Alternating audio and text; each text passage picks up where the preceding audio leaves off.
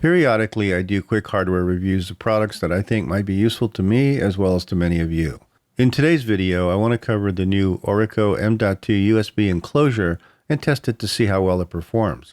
If you want to know more about this enclosure to see if it's right for you, then stick around for the rest of this video. And if you haven't already done so, please subscribe and hit the notification so you'll know when there's new content. And of course, if you find this video useful, please give it a like as it does help support the channel.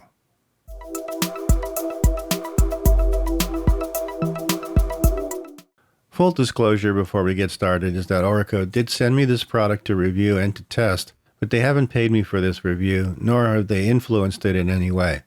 The opinions and the results are my own, and they'll see it for the first time just as you're seeing it.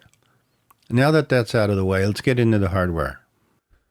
The enclosure is a USB 3.2 Gen 2 capable of 10 gigabits per second and a theoretical throughput of 1,000 megabytes per second. To start with, let's first see what comes in the box. Of course, you get the enclosure itself, a thermal fin, which we'll talk about more later in the video, a USB-C to USB-C cable complete with a USB-A adapter, thermal pad, wrist strap, and 2 silicon mounting plugs used to hold down the drive. To open this so we can install the drive, simply push out the top much like a battery cover, exposing the drive connector. Because the thermal fin fits so tightly on the drive, you literally have to snap it in place so it doesn't move. You have to apply the thermal pad onto the SSD. Then snap the thermal pin onto the SSD, which takes a bit of pressure, and then install the entire assembly into the drive bay. You have to make sure that the thermal fin is installed properly and that it sits flush on the SSD, or it won't work correctly and you'll have some thermal problems with it. Once you figure it out, it actually inspires confidence that it's actually making good contact on the SSD and it's being held tightly into place. Though it feels a little bit strange that you're actually pressing fairly hard to get it into place. Once you have it installed, insert the connector and push the silicone plug down to hold the SSD. When you're done, slide the top cover back into place and you're good to go with your external SSD.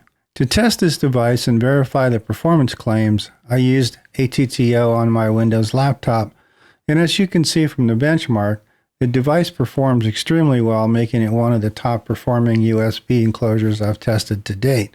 It achieves a near 1,000 megabytes per second in the test. I ran this numerous times and the result is pretty consistent each time. The next test was a file copy, which again was very strong. As this test has many factors in it, such as USB overhead, client drive performance, antivirus, OS, I didn't expect to see a full 1,000 megabytes per second using this particular test, but in my case, it did perform very well compared to other drives I use, and it's more than capable of doing things like video editing and similar tasks. Lastly, I tested my MacBook Air M1 using the Blackmagic test utility, and as you can see, it also performed very well. Again, I ran the test multiple times with consistent result each time. So in summary, the heating issues I had with previous ORICO models is gone, and this version does a much better job at controlling heat using the thermal fin than previous models had, as well as other low-cost USB enclosures. I want to thank the folks at ORICO for sending me this drive and allowing me to test it.